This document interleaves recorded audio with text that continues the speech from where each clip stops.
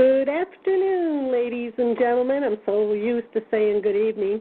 Well, I'm out here with a new guest, Robert Guffey, and we are going to be talking about someone that was in his life that became a targeted individual, and he wrote the book Camille, and he has a very bizarre story, but aren't all of our stories bizarre? Welcome to the show, Robert. How are you this afternoon? I'm fine. Thank you for inviting me on the air. Well, I got a little bit of a surprise for you. Yeah? My community, my call, I am a targeted individual, and the ladies and most of the people, ladies and gentlemen, that get on this call are mostly targeted individuals. Mm-hmm. So you will have no problem convincing us of your bizarre story. Well, that's, yes, I do get a lot of skepticism. I'm sure you do, like we all do that are targeted individuals, because the things they do to us are so bizarre, it is hard to believe unless it happens to you. But what we are going to do this evening, why don't you start out with, in the second hour, we're going to let some of these people ask questions and to let them raise their hand and ask questions. But let's get your story out there first. So let's start out with, for those that aren't familiar with you, let's tell them a little bit about yourself and how this story started to come about. Okay, well, I'm a writer. I've been writing short stories and articles since I was about 24, and I teach at CSU Long Beach. I teach literature, creative writing, English composition classes, and I have a friend who, in the book Camille, I call him Dion. His real name's Damien, and he told me it was okay to use his real name. I changed all the names in the book just to be safe. Especially when you're dealing with government and military. Yes, yes. And I also didn't know how much I wanted to, I was already stirring up the beehive by writing the book already, so I wasn't sure I should use real names of certain individuals who I know were responsible for all this, you know. Mm-hmm. So I guess I'm protecting the innocent and the guilty in a way. It all began in the middle of the summer of 2003, middle of July. My friend Damien, I have known him since I was 16. In fact, I met him on my 16th birthday. And he, you know, we sort of diverged paths at one point. I mean, I went on to college. I was teaching college, and Damien's been a bit of a wayward soul, you know. And he was living in this party house in San Diego in Pacific Beach, and all kinds of people coming in and out all the time. And it just so happened that one of those people was this kid named Lee, or rather, he told Damien that his name was Lee. Later on, we were told his real name was Doyle, so I never got a last name, and I don't know what his real name was, but he said his name was Lee. And he had recently gone AWOL from Camp Pendleton, and he had, when he left Camp Pendleton, without permission, he brought with him, he stole 23 pairs of high-tech night vision goggles, a DoD laptop computer, a 9mm pistol taken off the body of a dead Iraqi general, and a truck, an entire truck. How he got all these things off the base in that sort of 2003 post-9/11 lockdown society, I don't know, but I suspect it's easier than we might guess. So Lee had only been crashing at Damien's apartment for a couple of days. And one night there was this party going on. There's all these people. They're all there. They're doing drugs, etc. And this, in the midst of this, Lee opens up this DoD laptop computer. He opens it up, turns it on, and the DoD symbol appears on the screen. That's when Damien realized this was stolen equipment. And so he immediately told him to turn off the computer and to get his stuff and to leave. And the guy, Lee, said, no, don't worry about it. They can't track this stuff. Within minutes of him saying that, there's a knock at the door. Damien opens it. There's a woman there who I call in the book Lita Johnson, special agent for the NCIS. Now, at this point, this is before the NCIS was a TV show and on the air. I mean, I'd never even heard of the NCIS, quite frankly, at this point. And so she's there at the door. There's two other guys with her. She says she's from the NCIS, and she needs to search the apartment. Damien, whose father was a narcotics cop, he was very familiar with his rights, and he said, well, no, you need to go get a warrant first. She said, I'll be right back. So Damien closes the door. He turns to everyone at the party, and he says, pick up your drugs and go out the back. Everyone immediately throws their drugs on the carpet and then goes out the back. So at that point, Lee is still there. They come in minutes later with a warrant, and the local police show up too, though Damien described it as if they were sort of at loggerheads. There's drugs everywhere. They didn't care about that at all. What they seemed to care about most were these night vision goggles, which I assume must have been something special, because otherwise, why were they so interested in it? They couldn't have been just normal night vision goggles, I don't think. They arrest Damien and Lee, take him down to the San Diego jail downtown. They keep Damien there for a whole week, 7 days, and they're interrogating him. And they want him to cooperate. They think he's selling this equipment to Al-Qaeda or some foreign enemy. And Damien's trying to convince them, listen, I only met this guy a couple of days ago. But they didn't want to believe that. They said, well, why would he be staying at your house if you didn't know who he was? I guess they weren't clear on what happens in a drug house. I mean, people are just coming in and out all the time, and they couldn't wrap their mind around that. They just didn't believe that Damien did not know this guy. Had only known him for a couple of days. So then they wanted him to cooperate and testify. Let me ask you this: did you ever stop to think that the reason they kept denying that is because when someone goes AWOL and you harbor them, that's harboring a criminal?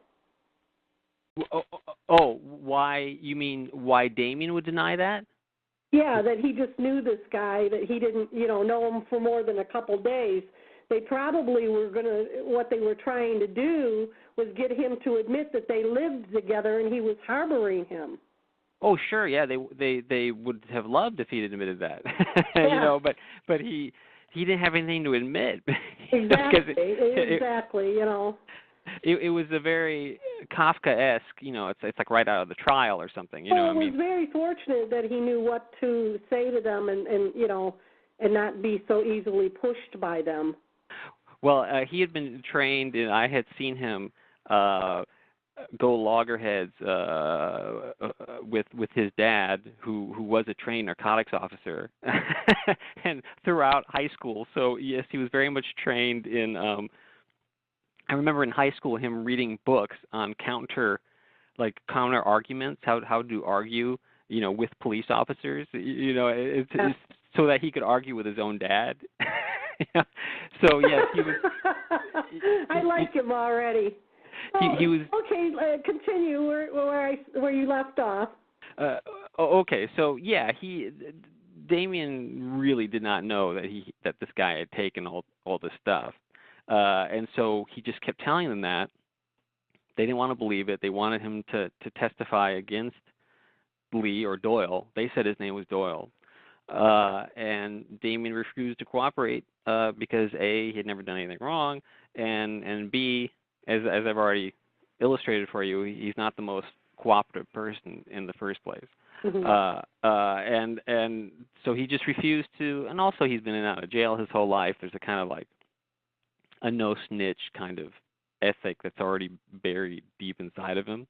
And so he didn't want to cooperate. And after I hadn't heard from him for a whole week, I'd been trying to get a hold of him. I didn't know what had happened. I get a phone call. He calls me and tells me this whole story, that he had just been released from jail. After about 7 days, they decided to release him, and he tells me this whole story. And Damien's thinking, well, obviously they figured it out. They figured out that I don't know anything, and they let me go. That's the end of it. Well, that wasn't the end of it, because then a couple of days later he calls me to tell me that there are these people following him around. And at first, I have to admit that I wondered if he was suffering from some sort of drug-induced paranoia, because what he was describing was unusual to me. I could imagine maybe like one person being assigned to follow him, but he was describing like 7, 9 people parading down the street, following him into a 7-Eleven on Garnet Avenue, following him out, and then following him into a Mexican restaurant, doing all this kind of weird street theater, yeah, which I hadn't. That's what they do to all of us when we're first targeted, to let us know that, you know, something's going on and they want you aware.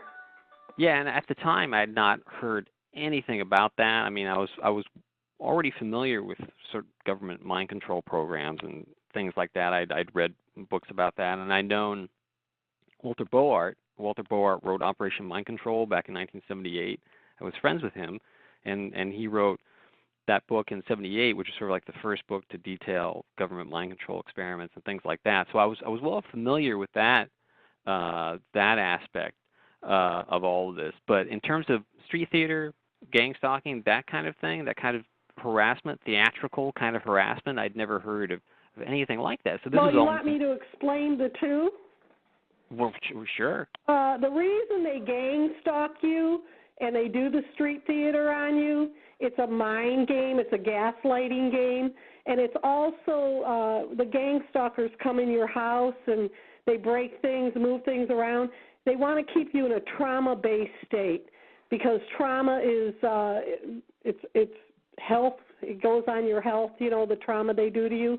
And also, if you listen to Judy Byington, when you're traumatized constantly, that's when you have personality splits. You compartmentalize your brain, and that's what they want. They try to figure out who would be the best subject for a Manchurian candidate.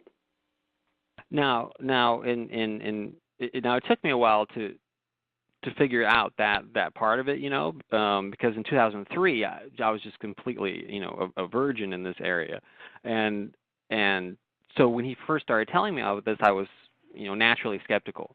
But then he was telling me that, you know, people would park outside his house and they would make loud noises all night, and outside his window they would say things about him, or he would hear someone having a conversation one end of town. He'd get on the bus, and then on the other end of town, hear someone saying the same exact thing, you know, weird orchestrated things like this. And so I asked him to photograph the license plates and write them down of these vehicles that he claimed were following him. And he actually did that. And he sent me, yes? And I had them ran too, and they came back no such plate.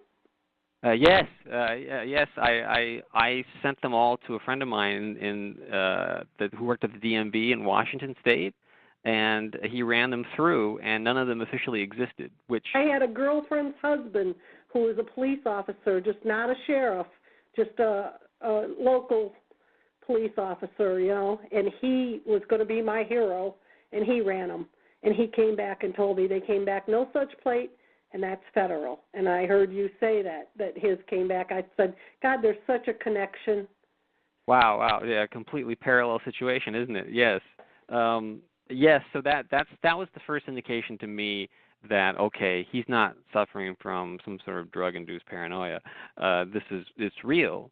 I mean, if he had just made up the plates, you would think that one of them would be a real plate, you know, or if he was just paranoid and thought that his next-door neighbors were following him, then they would come up as actual cars, you know, attached to real names. This police officer took me outside, gave me my evidence back, told me, he gave me a hug, told me he was sorry, that he could not help me because if he helped me, what they're doing to me, they'd do to him.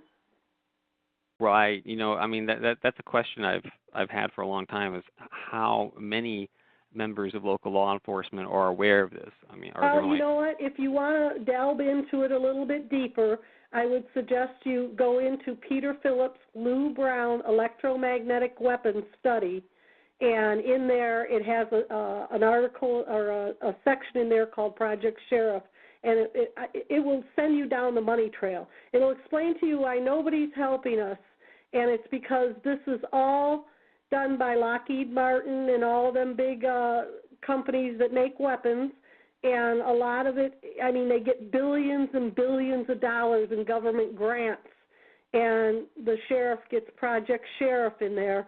They get government grants for labeling the targets crazy. They get a grant for participating. There was one point where Damien actually called the police, because that's, there are people following you. That's your natural reaction, call the police, right? And 2 cops did show up. And what was weird about it, he said that there was one guy who was an older cop, another guy who was a younger cop. The younger cop seemed sympathetic and was actually listening to what he was saying and seemed to want to investigate it further. And then the older cop was just sort of poo-pooing the whole thing and trying to imply that he was crazy. He was crazy. And he was probably participating in the program, and the younger guy had no idea about the program. That's kind of the sense that Damien got just intuitively. Yeah. And so after the license plate thing happened, everything starts going crazy at that point. It stepped up to electronic harassment, bombarding him with hallucinations. He would open up the curtains of his living room and look out the window, and outside was different scenery, scenery that should not have been there. It wasn't hallucinations. That was holograms. Yeah, well, right. That's. I guess I was using the term hallucination sort of metaphorically, but yes, exactly. They were projecting a scene outside that was not real. It looked like an alien landscape. Then he'd open the door, and of course, it was the actual scenery of the parking lot that had always been there. He'd go to bed at night, and there would be a silhouette. They would project a silhouette of a hand holding a gun, and the gun would tilt down like towards his head. At one point, he started to see this black sort of amorphous energy that would crawl across the carpet, and it filled up his leather jacket, and then the leather jacket crawled across the carpet. And then things started to get even weirder when he started to tell me that he thought that there were people in the house, physically there, who he could not see, who would push him, touch him, interact with him. And one time he was in the bathroom, and he opened up the bathroom mirror, the mirror on the medicine cabinet. Mm-hmm. And as he was opening it, as the mirror was in motion, he could see that there was someone behind him, but only as the mirror was in motion. Interesting. And then later on, they were using cloaking device on him, and I do know they've used it here. I know targets that they have used it on. There was a target that she was painting her living room, and she said, I think someone walked in behind me, and they're cloaked. And I said, why? And she said, well, I heard someone walk across the plastic, and then I saw my ficus plant at the end of the stairway like someone brushed across it. That night, she called me, and she said, I think there's someone in this room with me. And I said, why do you think that? And she said, well, my dog started growling, and I heard someone go, shh.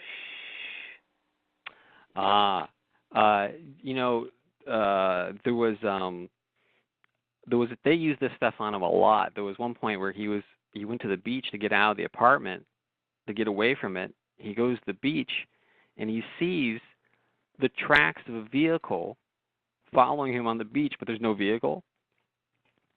Some infrared cameras will pick up the shadow of the person, It'll Mm-hmm. kind of look like, that movie Predator? Yes. Uh-huh. Yeah, some infrared binoculars and cameras pick up, it looks like that, because my cameras picked it up. And I have other targets that, one target that was using infrared binoculars saw a guy run across his roof that was cloaked. Oh, interesting. I imagine that those goggles they were after, you probably could see it real good. That's why they wanted it back.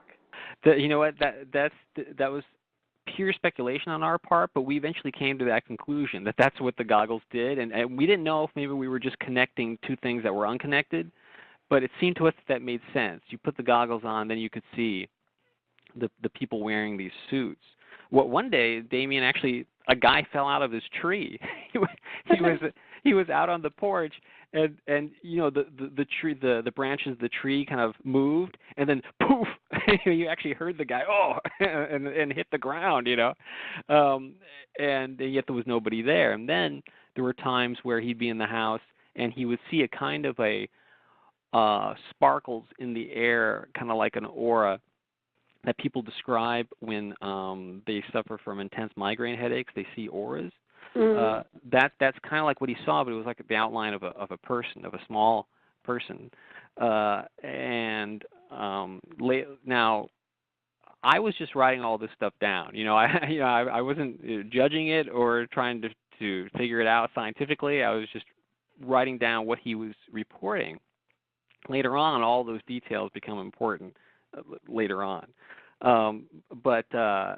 So and keep in mind, he's in San Diego, and he was like surrounded by corporations like SAIC and all these defense corporations. It's a very militarized town.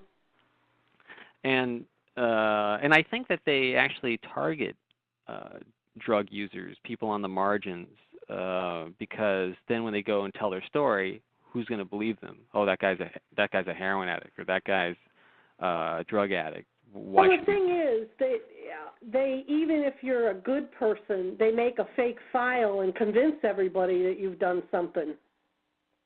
Well, right. They just spread lies. Right. Yeah, Damien experienced that as well later on when he was on the run, which happened. Robert, I gotta say thank you to you for not, thinking he was crazy and standing by him as a friend, because so many of us targets have gone to friends for help or have them try to, tell them what's going on, and they write us all off like we're crazy. And, God bless you for not doing that to him.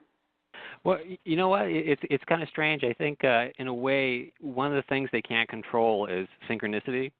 And there's no way that they could predict that this guy that they picked to target had a friend who knew Walter Board, who wrote Operation Mind Control in 1978. I was a professor. Later on, it becomes important that I'm also a Freemason, and that ties in later on to the story. And there's like no way that they could know all of that. Right. I mean, I suspect that they, like other people, who are drug addicts, that generally they hang around other drug addicts. And so there's not really anyone, they've been cut off from their family, and there's no one they can turn to. And so it's a wonderful situation for them, for the people who are doing the targeting, for the gang stalkers. Yeah. And so, and one of the reasons I wrote the book, in fact, I've said this before. I did a signing at Skylight Books in L.A., and I told the moderator, he asked me a question about this, and I said, you know what, I don't even care if people believe the story or not, for this reason, because I think one of the main weapons they have is fear, instilling fear in people. And as H.P. Lovecraft said, the most powerful emotion human beings experience is fear, and the most powerful type of fear is fear of the unknown. So the fact that this is unknown, no one talks about gang stalking. Most people don't know what that is. They never heard of this. So when their friend comes to them, or their wife, or their whoever, and they say that this is happening to them, they think they're crazy. But if you read the book, and even if you think it's just BS, nonetheless, you've heard the information. I mean, if someone heard me like on Coast to Coast or on this interview, and even if they thought I was just BSing, I don't know why I would be doing that, but let's just say I was. At least they've heard the information. And so when it does happen to someone they know and they come to them, they will think, wait a minute, I heard someone talking about this. Right. Or even if someone's just starting to experience it, then the light bulb comes on, wow, that's what's happening to me. Yeah, because the first thing that happens is you yourself think you're going crazy. Certainly Damien, wondered if he was going nuts. It is pretty crazy, the things that they do. I mean, for instance, they traumatized the crap out of me when my husband died, and I had played a song at his funeral, I Will Always Love You, and they followed me around everywhere playing that song. Cars would pull up next to me playing that song. I'd walk in the store, the song would come on. I mean, it'd be like the song was following me around. That's interesting. That's something I didn't put in the book, but Damien mentioned that they were doing that to him in San Francisco at one point using the Ramones song, Pet Sematary. Yeah, well, after a while they switched it to that other song, Every Step You Take. Yes. But they were letting me know I'll be watching you. Right, yes. I do get the sense they have a peculiar sense of humor. Yeah, well, you know, you got to first of all, not be afraid of them. Second of all, flip the script on them, watch them, and see who they are, who's involved, what they're doing to you, and kind of like, you know, surveil them back, then you can figure them out. And then when they try to pull their street theater on you, which they've done to me many times, don't let them intimidate you. I don't. I walk right up to them and ask them, you know, I catch them off guard. I've told many, many stories where people that are targeted go, "Bad baby, I can't believe the things you do to the perps."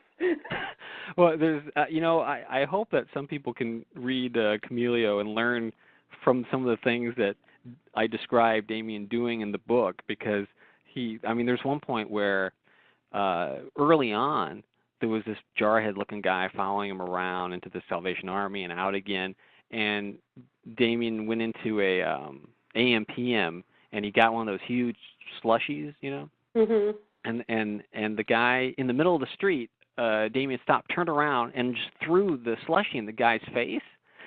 He didn't do anything. He didn't do anything. You know, I mean, a normal person would have said, "Hey, what the hell are you doing?" You know, and punched Damien in the face. You know, this guy, this big strapping guy, did nothing because obviously he had been told not to engage, not to interact. And they get very nervous when you do interact with them. When you see them in the car and you go up to the car and you knock on it and say, "Excuse me, what are you doing?" I've noticed through Damien's experiences, they don't seem to go with the flow very well. If something disrupts the script, they don't know what to do. They want you to be terrified of them. You know, one of those plates that I told you about was a man that was sitting on the edge of my property, and I live on a farm in the country. People just don't sit on a dirt road, you know. Yeah. He was sitting there every day. So finally, I went out to get my mail. I walked over and pounded on his window and said, "Who the hell are you? What are you doing here?" And he said, "I'm using my cell phone." I go, "Really? No one I know can get their cell phone to work out in the country. You got to go 20 miles towards town to get a signal. So whoever you're with, I want to know because I want to get a contract with them." You know, and he was just caught off guard. He was pretending the cell phone thing, but no one's cell phone worked. Right. So I went behind my neighbor's house and out into the field and came up behind him on the road and wrote his license number down and walked up and pounded on his window again and told him I had his number and have a nice day. Did he drive away at that point? He stayed for a few minutes, but, you know, he came back a few days later and started again. So I walked right up and I knocked on his window again and said, "Didn't I tell you this ain't a phone booth?" You know, and then I found out that was one of those no such plates. Right. You know, but yeah, he dealt with them in the right manner, you know, especially not knowing, and I didn't know either. I didn't know what was going on. I just wasn't going to take any crap. I was done with it. That's where you got to get to, you know. At first they scare the crap out of you. You got to get to the point where you're done with it. Yes, and then you have to also stop yourself from. I mean, there was a case in the news recently. It was I think in a newspaper in Vancouver, Washington, about a guy who murdered someone else, and he claimed that it was because he was being gang stalked. This was, if you go to fightgangstalking.com, there was an article about it just recently. And the guy, I mean, it was in the newspaper. It actually said that this guy had said that he was being gang stalked and he had enough of it. This is the problem. And this is why I don't go to a lot of these organizations and calls that say they're going to do something about it and this and that, because they're infiltrated with two-thirds perpetrators. And a lot of them are put in place to attract a targeted individual so they can keep track of you. I've found that to be my experience. But the thing is that they do program people and use them. You know, I believe hypnotism is used in some of the cases, and I think some of these shootings are people that are, if you follow the protocol, a lot of them have been to a psychiatrist. You know, they easily could be hypnotized. Oh yeah, I mean you may recall the Naval Yard shooter whose name escapes me at the moment. I remember it started with an A, Alexis. Alexis. And he wrote on his gun, ELF Yeah. weapon. And I remember in the newspapers at the time, the officials said, "We have no idea what that means, ELF." Right. Like when I said something about microwave weapons to the cops, they go, "What are those?" When they know what they are, and then they said, "Are you sure your microwave's not leaking?"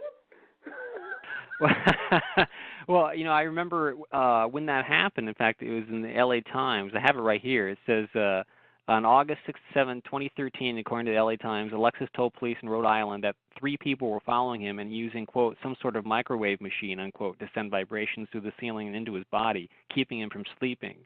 He also claimed that voices were speaking to him through the walls, floor, and ceiling. So yeah, it makes you wonder how many of these shooters are people who have just been pushed over the edge. Well, do you remember the Colorado shooter when he was being arraigned in court, the look on that guy's face? He kept he's squinting his eyes and shaking his head like he didn't know what was going on and he was trying to wake up. Oh, you mean during the Dark Knight Rises? Yes. Right. Damien had I'm looking at him, I'm going, that guy has been hypnotized. He has not a clue what's going on in that courtroom. Damien had an interesting observation about that, and this is completely speculative, but it is interesting, I thought. He pointed out that everyone in the media was saying that he was dressed like the Joker, but his hair was orange, And the Joker has green hair. He's always had green hair, going all the way back to the 1930s, The only time he ever had orange hair was on the 66 Batman TV series when he was portrayed by Cesar Romero, and Damien said, that shows you the age of the people who programmed him. The last time they saw the Joker was 1966, the TV show. So. Interesting. You're right, he was programmed because anybody that would go do something like that would have ran out of there scared to death, got in their car and tore off, and he went to his car and stood there and waited. Yeah, right. Yeah, he did. Yes. So he was instructed, you go over and wait there by your car and you'll be arrested. And it's very similar to Sirhan Sirhan with the RFK assassination. I mean, when they arrested him, he was clearly in a hypnotic state. The hypnotist who tried to hypnotize him in jail said he was like the best hypnotic subject he's ever seen. He would just go under, at the snap of a finger. And to this day, Sirhan says he can't remember what happened. Well, did you ever see Jesse Ventura when he talks about people being programmed and hypnotized? Did you see that program he did? Oh, no, I didn't. Yeah, he actually had a man that they hypnotized him, and then he was walking along with Jesse, and he got a phone call. He answered the phone, and then when he hung the phone up, he started dragging his leg, and Jesse said to him he was told under hypnosis that he would, if they said this code word, to do what he was told. So when they called him, they said the code word, and they told him, drag your leg. But you, in your mind, will think your leg's walking. So he started dragging his leg, and Jesse said, what are you dragging your leg for? He said, I'm not. He said, yes, you are. Look at it. And he looked down at his leg, and he was still dragging it. And he said, no, I'm not. So that he proved that theory. Right, yeah. I've seen, I had a psychology class back when I was going to El Camino Community College in Torrance, and we did we studied hypnotism at one point, and there was a woman, this was in a film we were watching, documentary, a woman was hypnotically told that when the flame of the lighter was held to her arm, that she wouldn't scar. And so then they held the lighter to her arm, and they held it there for a while, and there was no visible sign that the flame was affecting her in any way. Then when they took her out of the hypnotic state, the scars appeared in this one little area on her arm. So that, that's pretty amazing that the human mind can do that. And with Sirhan, Sirhan, they found a newspaper clipping that was in his pocket, his shirt pocket, and it was an article from the LA Times, something like that, about Robert Kennedy. and his comments on Palestine, and this was like circled in red. You know, it was the motive. You know, it was almost as if it had been labeled the motive and put in his pocket. And I see that, you know, with this shooter just yesterday in Oregon. They're already. I was just hearing the news reports about it right before I called you, and they were saying that he was an avid reader of conspiracy journals and things like this. I think they've used that as an excuse because they want everybody to think that it's some wacko when they orchestrate the whole thing themselves. Right, right. You know, I was thinking about this recently in terms of, you know, when you teach a creative writing class, you teach about, you know, rising action and obviously when you write, say, a screenplay, you know, it's 3 acts. And so each act should build on the next one, right? So you start out slow and then it builds, and the action will get crazier and crazier as it goes along, right? Suspense will build. In a normal life's not like that, right? Life doesn't build in that way. But have you noticed that with all these events, they build and they get crazier and crazier. So you start with Columbine, and then you go up, and then they step it up to Sandy Hook. You know, oh, it can't get worse than that. Then it gets worse than that. And to me, it almost feels like an artificial slope, as if you were writing a screenplay, as opposed to. Well, I always say we're in the Twilight Zone. I feel like I'm living in the Twilight Zone. Right, right. A manufactured Twilight Zone. That's certainly how it felt in the midst of. That's how I felt. I'll have to send you the posting I put up on my Facebook page today because they are being outed. There is a woman who is on camera at the shooting that just happened at the campus, and she's the same woman that was on camera at Sandy Hook. She's an actor. She's a paid actor. She starts acting like she's crying and said, "I'm glad it wasn't me," and there's not a tear in her eye. And they put the two of them together. The voice is the same. She even uses the same terms.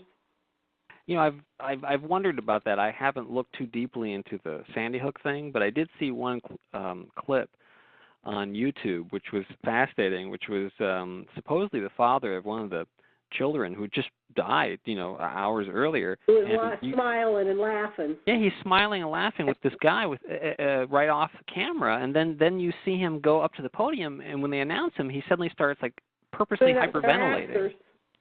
Yeah, it's very peculiar, you know. I have one too of one that was at Sandy Hook that ended up showing up at the Boston bombing. Another actor, same woman, dark-haired. But we do have a listener that has raised their hand, would like to ask a question.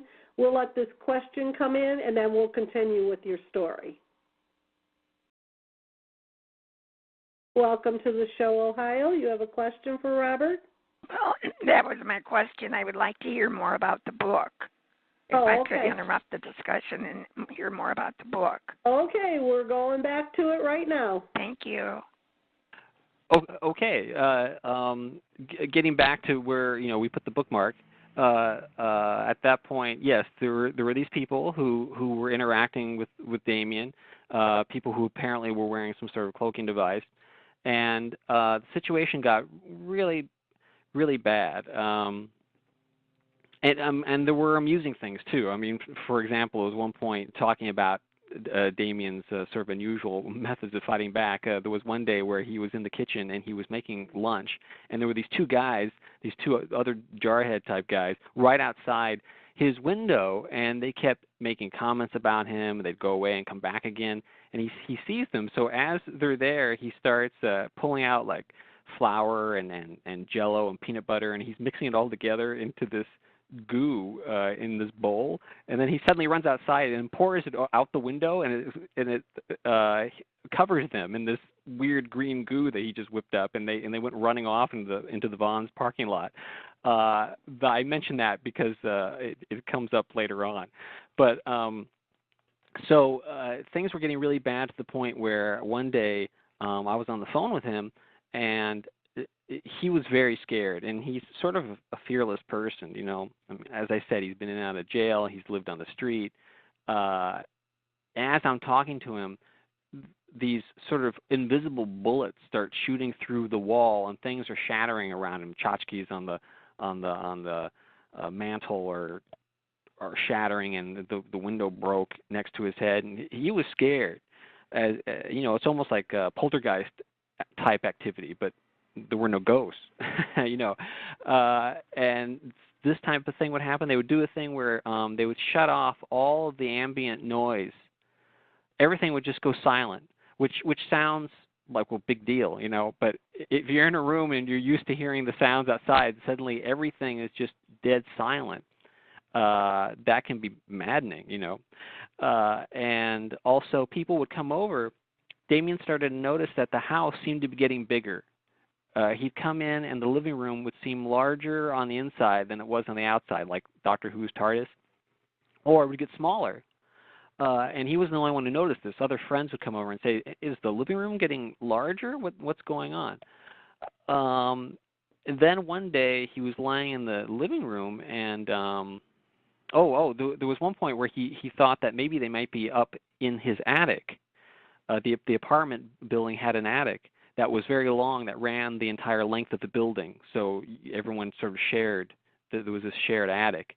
And there was a little entrance to it above his bed. So he actually climbed up there. And when he went up there, he heard this, like imagine like an invisible tiger roaring and coming at him, this beast. And it scared the S out of him, and he never went back in the attic again.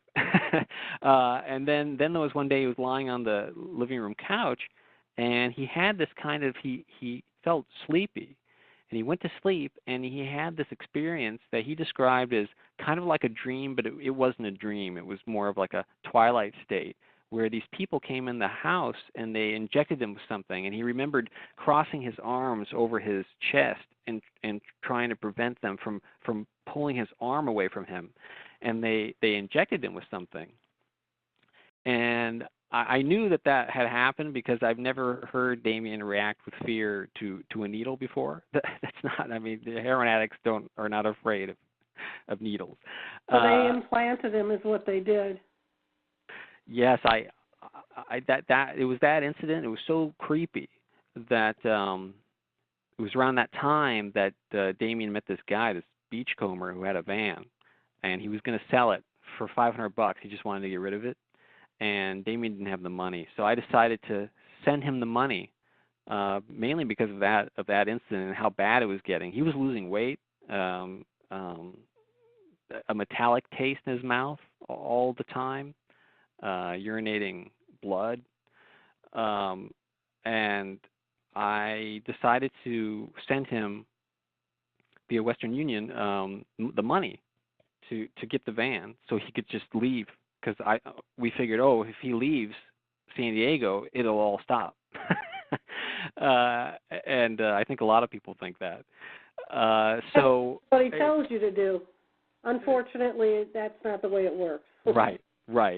And so I actually did this, and I contacted him. I said, "There's $500 waiting for you at the Western Union. Go pick it up. Let me give you the password. You have to give a password to get the money." Yeah. And unfortunately, he said, "No, give it to me in like an hour. I'll call you back." And when he did that, every time I would try to tell him the password, the phone would just cut out. I would get like through, the first syllable, and then it would just cut out. And I'd call him back, same thing, it would cut out at the same exact moment each time, over and over and over again. So I remembered something that's unusual about collect calls. When you call someone collect, there's a moment on the other end when the operator is asking the other person if they will accept the collect call, where you can both hear each other. Yeah. So I placed a collect call to Damien, and as the operator was talking to him, I yelled out a hint as to what the password was, which I can't even say on the air. But it was something I knew he would know what I was talking about. So he then went to pick up the and the reason I did that is because I didn't want someone else to pick up money. to pick it up, to use the password and pick it up before he got there.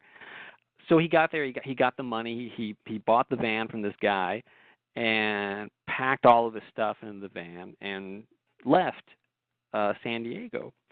And also in the midst of all this,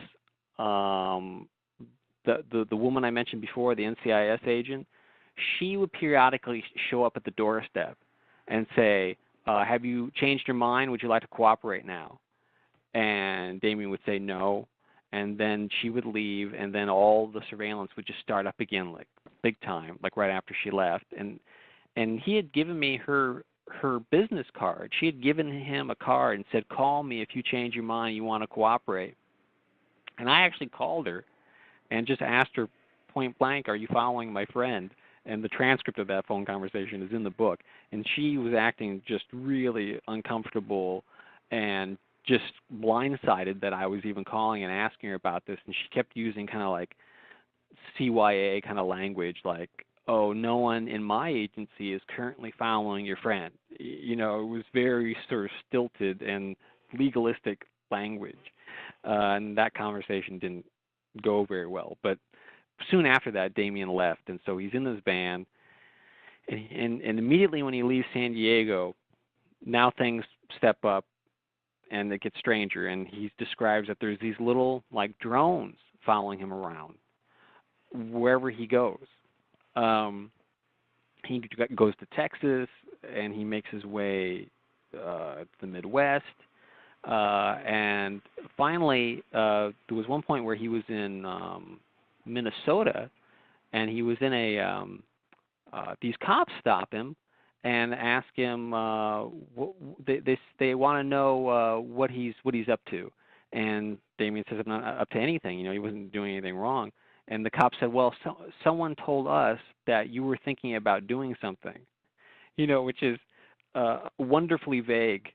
Statement. You know, so someone called the cops and said, "You ever stop this guy? He's thinking of doing something." Well, that could be what he's thinking of: playing basketball, buying a candy bar. What, you know, it's worded in such a way where it sounds like it must be something ominous, like he's going to blow up a building or something. And then they were asking him all these weird questions. Had he ever been in the military and all this stuff? He kept getting, you know, harassed even by the local police. Around this time, he goes into a restroom in Minnesota, and he's just, you know, washing his hands in the sink, and this guy comes in. He's never seen before. The guy's washing his hands in the sink next to him, and he turns to him, and the guy says, if you just give the stuff back, all of this could end. And Damien looks at the guy. The guy looks like he's more tired than Damien. I mean, in other words, this wasn't said in like an ominous way. It was more like a pleading way, like, please give the stuff back because I don't want to follow you around anymore, like that type of tone. Tired of doing my job. And immediately this other guy comes in and like grabs this guy by the collar and drags him out as if he had violated some sort of protocol or something. That was the second time that they had actually admitted or broke the script and admitted that they were following him, because usually they don't admit it, you know.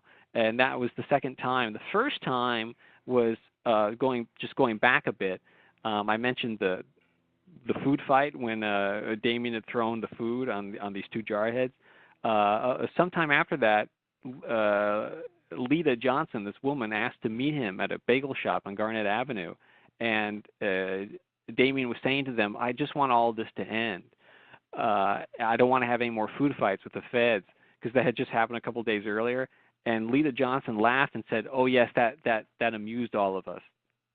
That was the first time that they actually admitted, you know, that there was surveillance. She flipped up. Oh yeah, she messed up, because the whole point of this is to make you think that you're going crazy. Right, that they aren't doing it, but then they do slip up and say things that give themselves up, you know. Sure, they can't help it, you know. It's their puckish nature, I guess. Well, we're only human, you know. When they get comfortable with somebody and talk to them several times, you know, I've had it happen. They slipped up. I got the sense that there were times where, for example, that the day he had to meet Lita Johnson at the bagel shop, the night before, I'd been on the phone with him all night because he was a wreck, and I thought he was going to die. I think he had taken, you know, I mean, he's already a drug addict, so there's all this stressful stuff going on, and I think he'd taken a little too much of something, and he was supposed to meet her at this, and I didn't think he was going to make the meeting. He was supposed to meet her like at 10 a.m. at this bagel shop. I was on the phone with him all night until dawn, trying to keep him up, and the phone just went dead at one point. There was no way for me to get a hold of him or to get a hold of anybody else. So the next day he calls me like around noon and tells me he made the meeting, and he said that they looked like they were a wreck, like as if they'd been up all night as well. It's interesting that you said that because when you get microwaved, it attacks your nervous system, and it does make you very upset and nervous all the time. You don't sleep. It's uncomfortable. It cooks you from the inside out. That's why he had blood in his urine. But, you know, it's interesting that you said that they looked like they were a wreck, because I saw some of the weapons on the military channel, and as they were talking about these new high-powered microwave weapons that they're using in the field, in the war, they made a comment that I thought was interesting.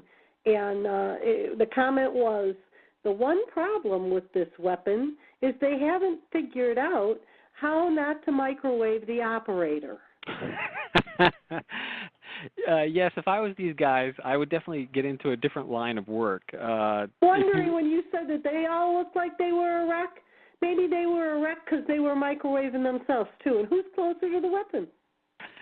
You know, that's a very strong possibility. If you look back at the history of the atom bomb, go rent a documentary called Atomic Cafe, and you'll see footage in there of this reporter sticking a microphone in the hand of the soldier, and the soldier has this button, and the reporter says, "What's this button do?"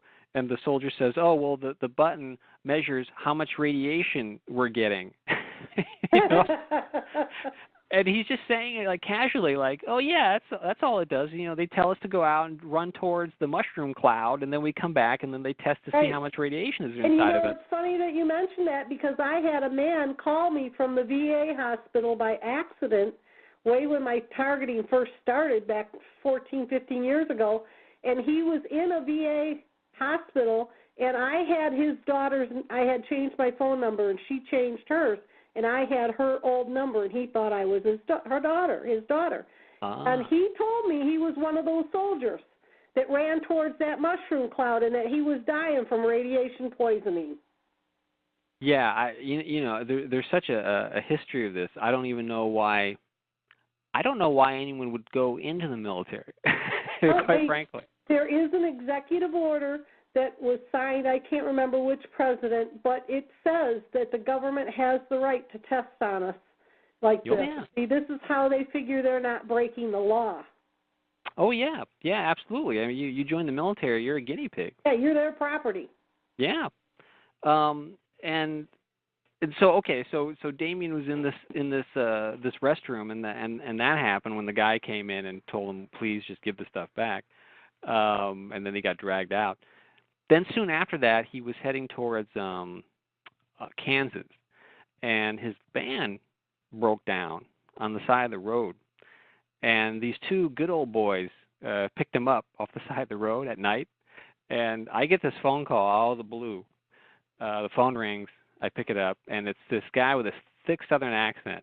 And he says, he goes, "You Professor Guffey?" And I go, "Yeah." And he goes, "You know a guy named Damien?" And I'm thinking, what is going to happen now? You know, what new insanity is now unfolding?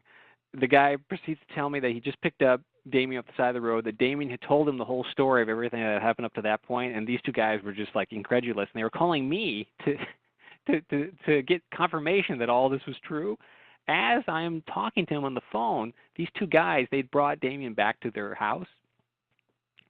They described that this light comes down out of the sky, and they see the drone thing like flying right outside their house. These two guys are completely terrified by this, and they no longer need my confirmation, you know. And as a result of that, I said, "Could you please help him?" Because this guy's been, you know, on the run from these people for several weeks now, and they actually helped him fix his van and put gas in the car and got him back on his way. And they directed him to a town called Winona, Kansas, which has like 110 people in it. And apparently, I don't know if anyone else has experienced this, but when Damien went into this town that was so small, it stopped for a while. And I wondered if maybe it was because the town was so small, you would notice a bunch of parade of strangers, you know, following this guy around in a black van. You know, I mean, how do you get away with gang stalking someone when there's 100 people in the town, you know? he was able to sort of settle down there for a few months. He got better physically. He stopped. There was no more blood in the urine. The metallic taste went away after a few months. And in the midst of this, while he had sort of time to breathe and kind of recover from all of this, he was going around on the internet trying to find anything that looked like the invisibility technology, the cloaking technology they had seen in the apartment, because he wanted me to know what it looked like, And he found this guy named Professor Tashi in Japan who had created this thing, this invisibility cloak, but he didn't think that looked anything like what he had seen. Then he stumbled across this site called Chameleon.net, run by this guy named Richard Schoengert.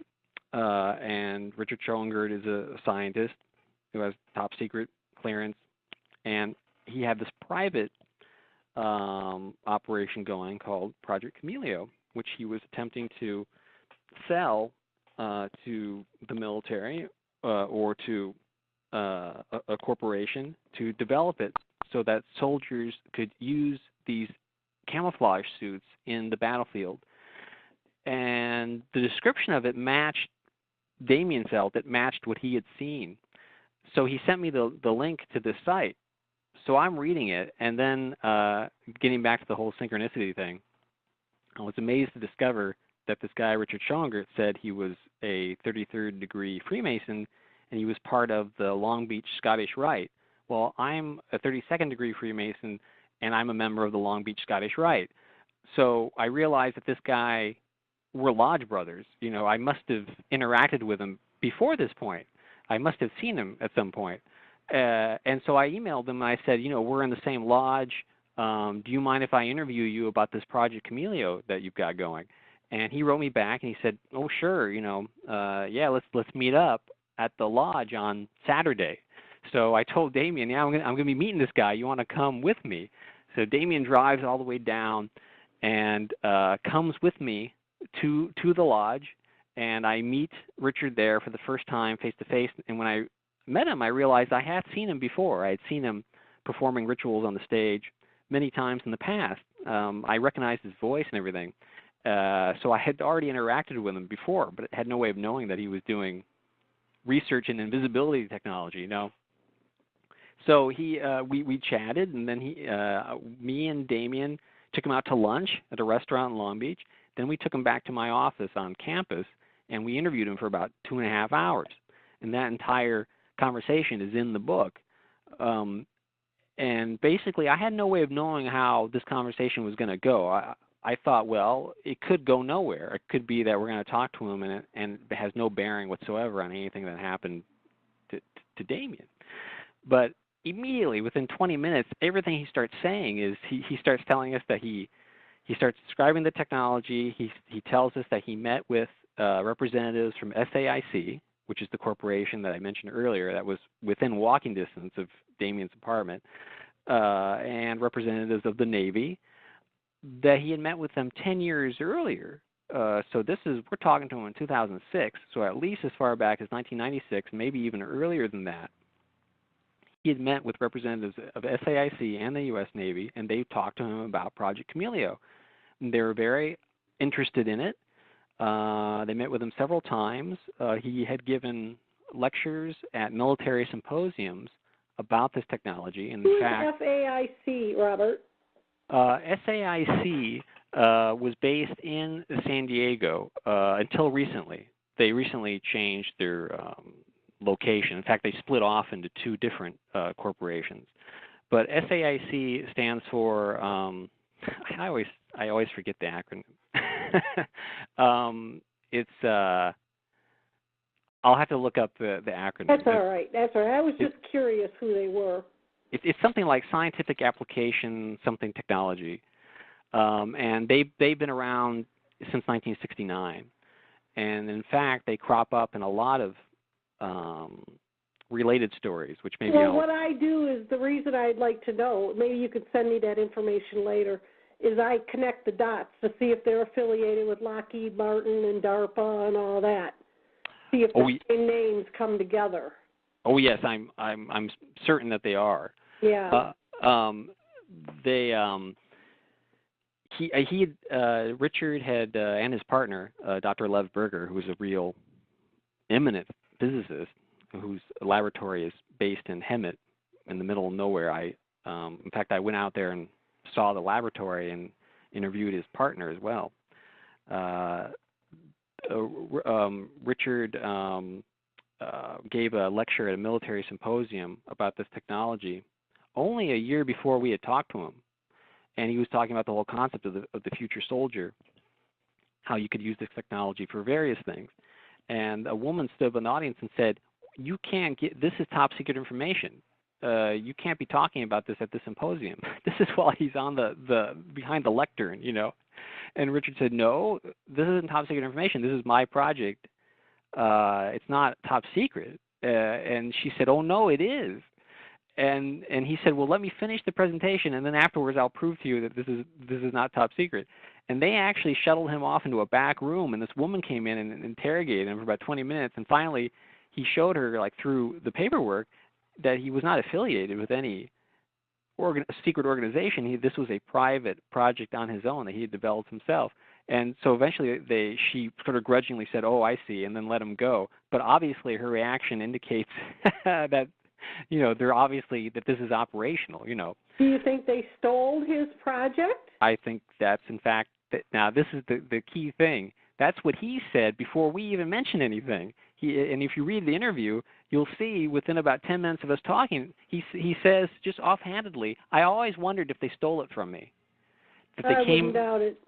Well, yeah, that's exactly what he thinks. In fact, he had already tried to sue them to try to get Freedom of Information Act documents from them that they wouldn't give to him, because he was already trying to prove. They got all their people in place.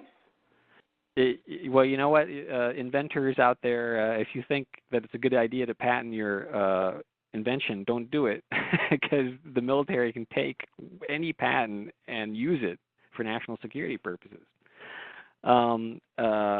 So, yeah, Richard had already thought that they had stolen it from him, and as he's talking to us, he mentions SAIC, he mentions San Diego, he mentions the Navy, then he starts talking about, I ask him, can this type of technology be used for psychological warfare purposes? In other words, not just making something invisible. Could it make it seem as if something that is not there is there? For example, could you look out a window and see a landscape that shouldn't be there? And he said, "Oh, yes, absolutely. That's in the original patent. That was in my original proposal, that you could use this to make anyone see anything that you wanted them to see." He says, you know, quote, in the interview, "Yeah, you can make someone go crazy with this." And so then after a while, after we had spoken to him for a while, I said, "Well, Damien has a story to tell you." So Damien starts telling him the story, everything I've just told you. And at first he seemed a little nervous at first, like, what are these guys springing on me? You know, like, what is this? You know, what's happening here? But then when Damien mentioned the turning the mirror, the medicine cabinet, and being able to see them for a second while the mirror was in motion, he said, "Yes, that's correct. That is what would happen." Then Damien mentioned the auras, seeing them look like these little aura-like dots in the air. And Richard said, "Oh yes, that's exactly what it looks like when the technology is not working properly." And he leaned forward, and at that point, Richard was extremely interested in everything. Let me ask you a question.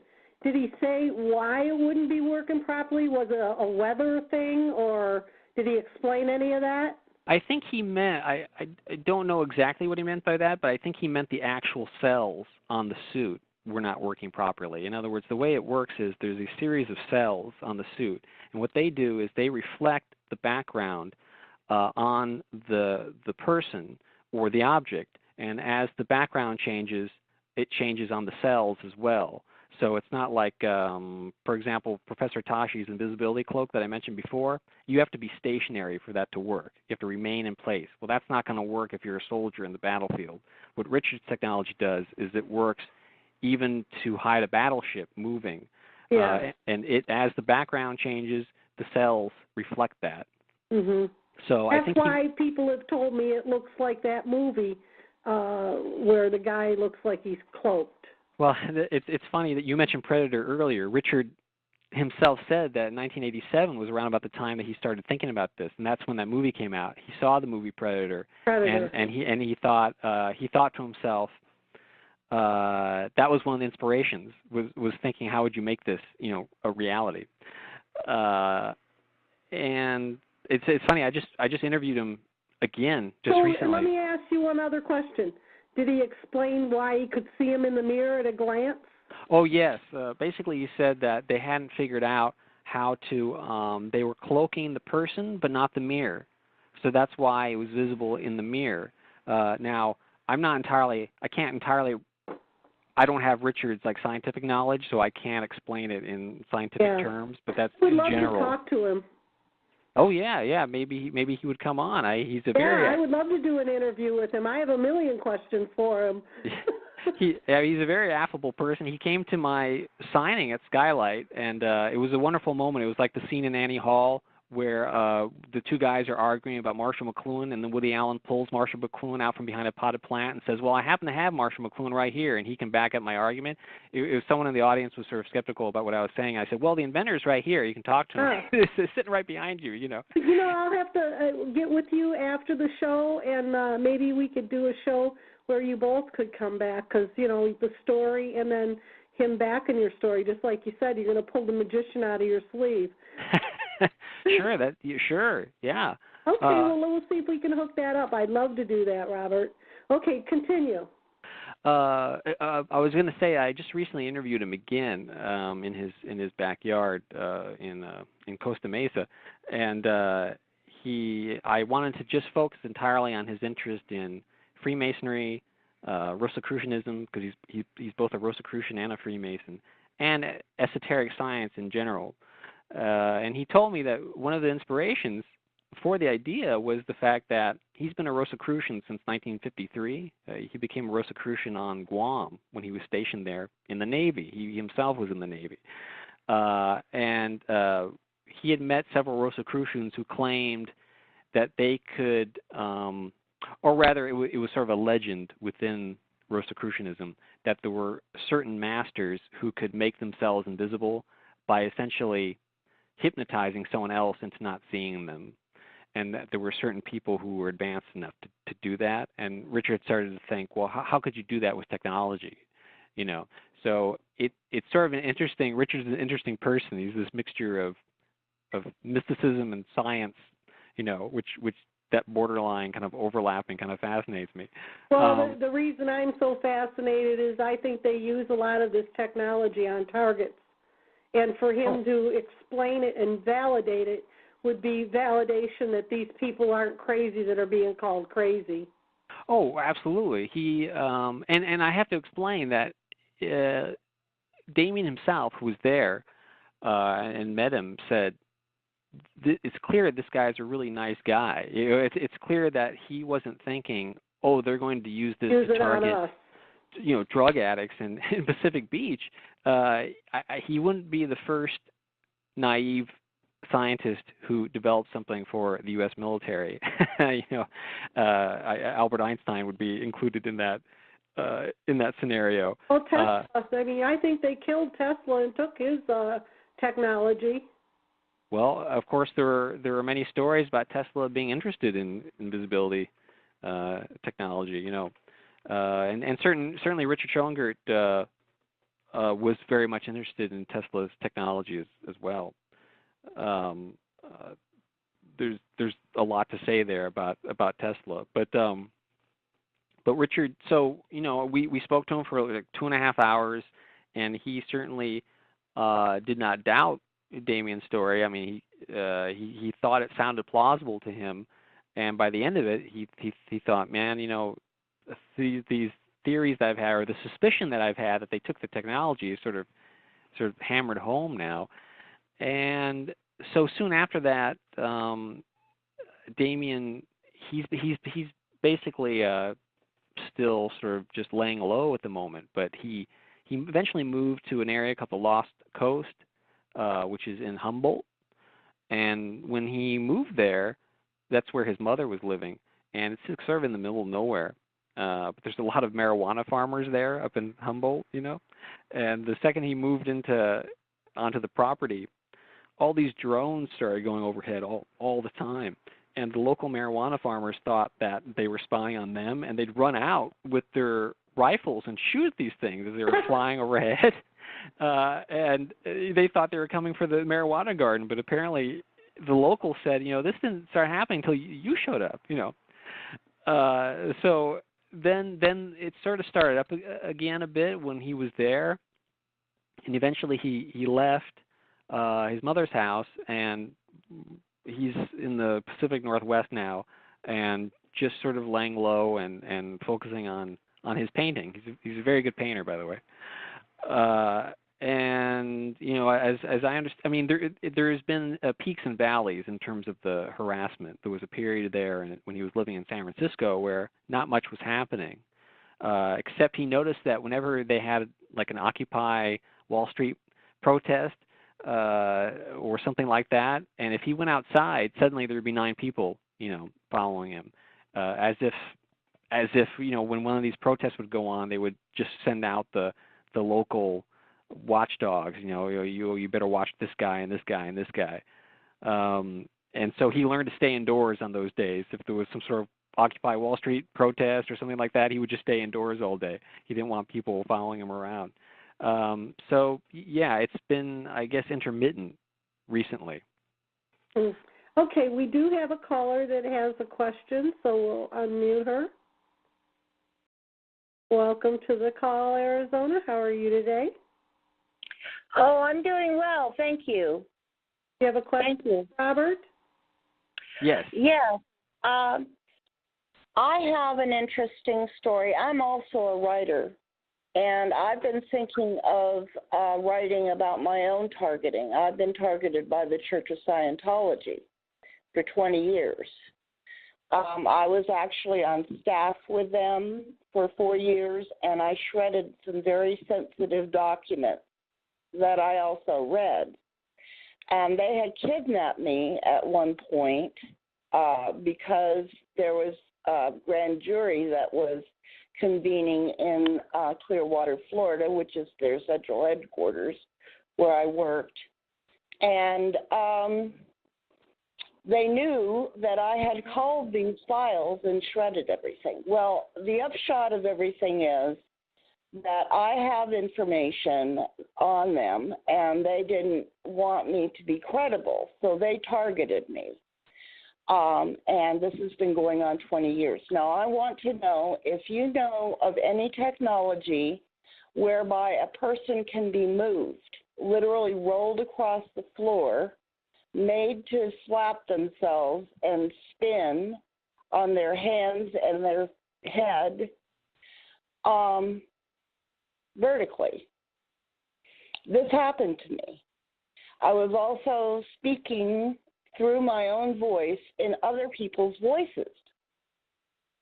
And I thought it was all spiritual because I'm a Christian, and I thought that I was imbued with the Holy Spirit, and the Holy Spirit was rolling me across the floor because I'd heard of holy rollers and this happening to people, you know, who were caught up in the spirit and so forth. But I'm beginning to think that it was technology that did it. Okay, Rena, give him a chance to reply to your question. Well, first of all, I'm very curious about the documents that you shredded. Why were they sensitive? Well, they were basically about money laundering and about, oh my goodness, there was a directive that indicated that anybody who was using Scientology, quote unquote, technology, or anybody who was against Scientology and speaking out against them, or was had run away from their organization for whatever reason, could be shot on sight. It was called the 38 Special Solution. And I shredded that document. It was signed by L. Ron Hubbard himself. Oh, I would love to have seen that document. You know, I wish I had kept it. I wish I had kept the original copies of some of these documents. I really do, and put them in a vault somewhere, because I could have been protected. Although they could have broken into wherever I'd hidden them. But I had a friend named Mark, who I met. Mm-hmm. I met in Venice many years ago, and he had been a Scientologist for 10 years. And they were paying him like 35 cents a day to dig ditches out in Riverside near their movie studio. They had a studio where they would film like Scientology videos and documentaries and things like that. And I guess he was stationed there, and he told me a strange story about he got sick one day and he couldn't go dig the ditches. And they brought in two Scientologists who came in and held their hands on him, and he described it as if this like black ball of energy had just been thrust out of his body, and he was able to get up and go dig the ditches, and which always fascinated me. I don't know exactly what they were using on him. Robert, do you think maybe they had this technology? Well, make her spin and roll around? I don't know. I've never heard of Scientologists having access to that kind of technology. It's possible. All I've heard about, like my friend Mark, when he left, they started following him around exactly like a gang stalking kind of situation. But fortunately, he had been in the organization for so long that he just used their own techniques back on them, because they had taught him how to always use the weakness of your enemy against them. That's what they had taught him. So he used the weakness of the Scientologists against them, and he would start following them before they could follow him. So it's kind of like I did too. Yeah, so he turned the script back on him. Now, I've heard a lot of that kind of thing. I've heard of Scientologists, putting snakes in your mailbox and sort of low-level stuff like that. Though, well, that's not low-level. That could kill you. But I've never heard of them using technology. But certainly, I mean, they have enough money that they could get access to that, I'm sure. Yeah. Okay, thank you, Arizona. We, I have heard other stories. I think it was on Rebel Radio, where people were kidnapped by Scientology. They said they went willingly and joined, but they were never allowed to leave. And this man told his story where he got on a motorcycle and tried to get away from them, and they were chasing him down, they ran him off the road. And when the police came, because the police were right there and saw it all, they kind of took off and he got away from them. But he, too, was gang stalked and tortured. They have connections to gang stalk, putting you in this program. I once received a letter from the Scientologist lawyers, because I had published an article in Paranoia magazine that was all about, in that article I mentioned just briefly about L. Ron Hubbard's connections to Cordner Smith, who was a science fiction writer. Cordner Smith, his real name was Paul Linebarger, and he's a very interesting science fiction writer who was also in the government, and he wrote the book on psychological warfare. Literally, the book's called Psychological Warfare. It was the original manual that they used. And Hubbard and Paul Linebarger had been college roommates. And apparently Hubbard looked up to Linebarger a great deal. And in fact, later on, some of Hubbard's more colorful stories about his mythological background were sort of taken from Cordner Smith's background. Paul Linebarger had been a world traveler. He knew many languages. He had gone to China. He had a PhD before he was 19. A very accomplished individual. Apparently L. Ron Hubbard was looked up to him and was intimidated by him, and so took pieces of his background for his own made-up background later on. And I had written about this in this article, which was so obscure that I don't know how anyone could find out about it, but the editor gets a letter from the Scientologist lawyers saying, either print this letter in your next magazine, of us saying that this is not true, or we will sue you into the ground and destroy you. So the editor printed the letter, and I just thought it was fascinating that their lawyers must read everything about L. Ron Hubbard because there was nothing even in the title of the article to suggest that the article was about L. Ron Hubbard. You have to read deep into the article to find that paragraph. So that's how much monitoring they do of the media. Yeah, we have another question for you. Welcome to the show, Ohio. You have a question for Robert? Yeah, I do. This is about visibility. Number one, it happened a great number of years ago, but I did manage to get a picture of a group of perpetrators pushing something, a piece of equipment out on a dolly. I took 3 snapshots of it. And when it was developed, you could see the person, you could see the dolly, but you could not see the object that they were moving out. Later on, probably 2 years after that, I did hear on PBS radio that they now have things available that are invisible to the optic eye. Now, going back again on the cloaking devices, at another point in time on PBS radio, I heard someone, and I don't know who it was. I'm sorry, I wish I did. He admitted that the government, and he was a representative of one of the agencies, he said, we do have the equipment that, number one, can shield a person from sight, cloaking device where you can be somewhere and no one will know you're there. Number two, we do have the equipment which will start an earthquake in just one room of your house if it will so work so that we don't have another bloodbath like we did several years ago between the FBI and a church, a group of church people. So right there are 3 different things of items that they do have that the general public really don't know about, but it's already been announced, but so quickly that most of the general public never heard of it, yet it is available as far as not being a secret. Has any of this come across your ears? Well, first of all, are those photos, can we see those photos? Like, no, because once they found out I had them, they took my entire duffel bag and my wallet and my ID, and I had a mess. They took everything. I've heard of things like that happening. In terms of, well, the earthquake technology, supposedly we mentioned Tesla earlier. Supposedly Tesla actually created an earthquake in New York. They sent the local police to go out and talk to him. They actually sent the police to Tesla's lab to interrogate him because he was causing an earthquake again. Like that, it was so commonplace that Tesla was causing earthquakes that they actually sent the police out to go talk to him whenever there was an earthquake. So that technology goes back to the 30s. And we know that they took all Tesla's documents out of his safe, out of his hotel in New York when he died. So they've had many, many decades to experiment with this stuff. I'm sure that probably, well, I'm not certain of it, but I think it's reasonable to assume that they, in fact, may have that kind of earthquake-causing technology. In terms of the other invisibility stuff, I had a guy who flew all the way from Minnesota. He was a high-powered lawyer in Minnesota, and he had begun to be gang-stalked.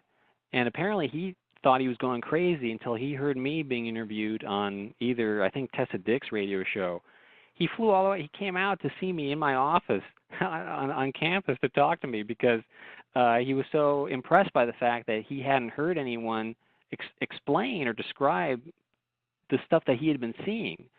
And so I was interviewing him, and he said that, he was this kind of like swinger lawyer type. He'd have these swinger parties in his basement, and while these parties were going on, he would see the aura-like things that I described, as if there were people spying on him. And then there was all this harassment that started around the same time. And apparently he had represented a woman, an African-American woman, who had successfully sued the Minnesota Police Department in a harassment case. And it's funny because at first he really didn't know why any of this had happened. All this stuff was happening, and I started asking him questions. Why could this happen? Well, you're a lawyer. Did you represent anyone who was against the military or against the local police? And then after about 20 minutes, he was like, oh, there was that case. Oh, yes, that woman. I successfully sued the Minnesota Police Department in this harassment case. And I said, I think we don't need to go any further. He was just quote unquote on the list. Exactly. You go on the list, and then he had to leave his house. He had to leave his law practice. Last I heard, he had moved to Southern California, thinking like many people do that it's going to end when you move, but it hadn't. Right. You mentioned when you were on Coast to Coast, you mentioned something about looking up documentation, which would go back a few years. Did you manage to find all that you were looking for? You're talking about the documentation that Richard Schellinger was looking for? Oh, I thought it was you that was looking for it. You mentioned knowing with Walter Bauer back that far, and you were talking about it was Eleanor White that put up one of the websites. Raven one. Right, yeah, the Eleanor Raven. White ran Raven one, but that's been taken down, correct, Pat? Yeah, right. Yeah. But I think she's not feeling well, is that correct? Well, she's sort of retired from doing any more of the activist work. And as she said, she's like me. She's just too old to do it again. Yeah, I'm getting tired of it too, but I'm plugging along. That's why I wondered if you found the documentation that you were looking for, but maybe it wasn't you, maybe it was someone else. I've never found any sort of definite documentation to link, any specific entity with any of this, Oh, okay. And as for Eleanor White, by the way, she was actually very important to me, because when I was trying to get a handle on all this, I was scouring around on the internet, and at that point, the term gang stalking didn't even exist. In 2003, I could find almost nothing about this type of thing except for Eleanor White's site, raven1.net, where she had this little essay called All About Street Theater, and that was the first thing I read, and that her description of it fit exactly, just point by point by point, everything that Damien was going through, and I realized this woman actually knows what's going on, and so I started following her site at that point, and then at some point the site disappeared. Yeah, that's when Eleanor took it down. Eleanor took it down, right, Pat? Yes, she did. Yes. I see. I can point you to a site, Robert, that actually has x-rays of the implants and pictures of the weapons and everything that can really educate you, and that's freedomfightersforamerica.com. Oh, okay. Also, I just remembered the acronym, Science Applications International Corporation, SAIC. Okay, that's great. I'll write that down. Well, we'll get together after the show. I'll message you my phone number, and then we can try to set up with another show with the other man that invented these cloaking weapons. I'd love to have him on. Sure. So we'll, I don't know, you'll have to do it during the day. That's fine. I'll just do like I did again today, is just set it up. Okay. But, yeah, I'd love to have you guys come back. But thank you, Ohio. Do you have any other questions? No, just thank you for being there, sir. That was an interesting interview. Oh, thank you. Yeah, it's, and we like having someone that comes on and validates targeting, since, that's the first thing. But, I'll tell you a little story.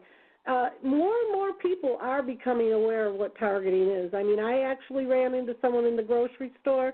They were talking about Jesus, and they were talking about being sick, and I do another call about health, holistic healing, because targets can't go to doctors because doctors label them. So I help people with their health. And she was talking about her health, and I kind of stopped. I always do this and butted in. And I told her how she could have a problem, and I gave her the method to cure it. And I said to her, I do radio shows, and I said, do you know what a targeted individual is? And all three of them looked at me. Their eyes got really big, and she said, yes, I do. And then I had also had my swimming pool motor vandalized. And I went in with to get another motor, and I said to the guy, I need a new pool motor. And he said, well, you got one? And I said, yeah, but it's no good. And he said, how do you know it's no good? And I said, well, it's been vandalized. And I started telling him what happened to it and what I had been going through. And he stopped me in the middle of explaining it all, and he goes, wait, I know all about it. I said, you do? He said, that's right. He said, I have a good friend who's a judge that sat up here for 30 years on the bench, and he tried to expose them, and they harassed him off the bench and out of town. And I thought to myself, this is when I was first starting to realize what targeting was. And I thought to myself, if they could do that to a prominent judge, I don't have a snowball's chance in hell. There was a recent case. I was talking to someone. I have a friend who's a friend of a constitutional lawyer whose name you would probably know if I mentioned it, but I won't. And so he was telling my friend about a case in New England fairly recently, the Clamshell Alliance. Do you know the Clamshell Alliance? They're an anti-nuclear protesting group. Oh, yeah. And they were protesting this atomic power plant in New England. So they were being harassed and stalked. And they felt that they were being stalked and harassed by people hired by this power plant. And so it actually went to court. And the opposing attorney successfully got the case thrown out. So flash forward, the attorney for the Clamshell Alliance is in a gym, and he's working out. Over across the room on the treadmill is the opposing attorney. So he takes the opportunity to walk over to the guy, and he says, hey, this case with the Clamshell Alliance, he goes, they were really being harassed, right? And the lawyer goes, oh, yeah. He just kind of like casually, oh, yeah, they were being harassed. Yeah, they were being stalked. And then the Clamshell Alliance, their attorney says, well, who was stalking them? And the other attorney goes, oh, it's this group of vigilantes called the Law Enforcement Intelligence Unit. And he goes, take me back to the office and I'll give you some of their newsletters. It's just like a casual conversation, right? Like he's talking about the weather. He takes him back to his office. He goes, here are some of their newsletters, Law Enforcement Intelligence Unit. Here it is. And he gives him some of the newsletters, and indeed it's this organization. He claimed, the opposing attorney claimed, that they're the ones responsible for it in this particular case. And if you look them up, they have a website. They go back to the 1950s. They were started in the midst of the McCarthy era. And basically they're ex-law enforcement. Yep. And I think that what they do is these ex-law enforcement types, so they're not currently in law enforcement. So that way Lita Johnson can say to me on the phone, no one in my agency is currently following your friend, because what she does, she calls up her friend who is ex-law enforcement in an organization like this, and then they farm it out to civilians who then do civilians or ex-law enforcement who are working in concert with the civilians to do the actual harassment. And then they can say, it's like how there used to be plausible deniability? It's now morphed into total deniability. Well, even if they get caught in your house, they feel that they're doing it legal because they're doing it under the Patriot Act, under the sneak and peek law. Yeah, right. There's a book by Tim Weiner, who wrote a book called Blank Check. And that's an interesting book to read because basically it's just all about the black budget and the trillions of dollars that go into the black hole. Yeah, that's how I found out a lot of my information is I followed the money trail. And then it started giving me the answers of why no one would help, who was involved, who the players are. I've even figured out some of the people that are just regular neighbors, what their involvement is, and how they get shown a fake file to believe that you're the bad guy, so they think they're doing something good, and also how they pay these people. And they use government organizations. They give them free gas for their propane tank or extra food stamps or, free food stamps. Or I've seen one that all of a sudden I live in the country and they got like 10 acres. All of a sudden they got lawn service. And they had the most big tractor with a 3-point hitch on it. They didn't need lawn service. They just didn't have to do it anymore because they participated. Well, that's something that Damien experienced was after this started, all of his neighbors started moving out and new neighbors moved in. Right. If you didn't get involved, they would force you out. They did that with most of my neighbors up on the main road, and then they couldn't get real close to my house because I live on the corner, and so they had to build. So they took the 80 acres across the street from me, which is all bean field, and they put a house right dead in front of mine. Right there, it just looks so odd. But this way, this was as close as they could get to my house. Damien told me that after a while, all the neighbors moved out, and then these sort of hostile people moved in, and the landlord, by the time that the day that Damien went to the landlord and said he was leaving, the landlord said, "Oh, thank God." Absolutely, they went to the landlord and told the landlord they'd be entering the premises. He wanted the people that were involved flashing the badge at him to go away. That's what he wanted. Yeah, right. You know what? I was interviewed by Tessa Dick. Tessa Dick was the widow of Philip K. Dick. Philip K. Dick is the science fiction writer who wrote Do Androids Dream of Electric Sheep, which became the film Blade Runner, and Total Recall, and Minority Report, and he wrote 80 novels or something. And I've read many of his novels. He wrote a book called A Scanner Darkly back in the late 70s, which is all about this future organization that has this thing called a blur suit. And they're narcs, and they wear these blur suits that basically camouflages them. And I'm talking to Tessa Dick about Camelio, and she starts telling me that all the stuff I'm describing about Damien happened to her and Phil Dick in Orange County in the 1970s. The neighbors moving out, the new neighbors moving in, weird equipment being moved into the apartment next door. Then soon after that, the radio was talking to them even though it was not plugged in. Voices would come through the radio saying, insulting things to Phil Dick.